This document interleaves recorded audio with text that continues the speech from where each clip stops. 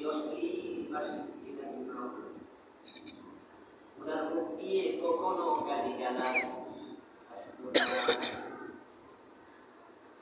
গালিটা ভালো মানুষের স্বভাব না, এটা অভদ্র মানুষের স্বভাব, এটা নিচু লোকের স্বভাব। কেউ আছে এত গালি গালাজ করে আস্তাগফিরুল্লাহ, হাজী সাহেব ওর যেটা আসে প্রচুর করে গালি দিতে গেছে সামান্য দেখতে দেখতে কি করছে গালি গালাজ, এগুলো ভালো নয়। আল্লাহ তাআলা অশ্লীলভাষীকে পছন্দ করেন না।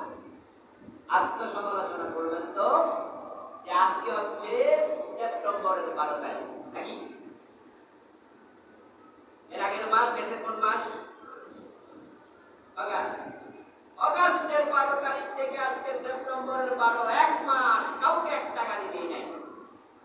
আত্মসমালোচনা করবেন তো যদি ঠিক চিহ্ন হয় তাহলে বুঝতে হবে আপনার ভিতরে নবীর স্বভাব আছে।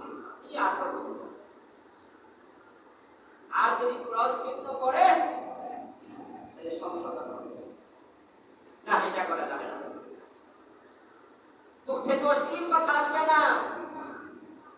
নবী যেটা পছন্দ করতেন না তিনি কাউকে কখনো গালি দিতেন না।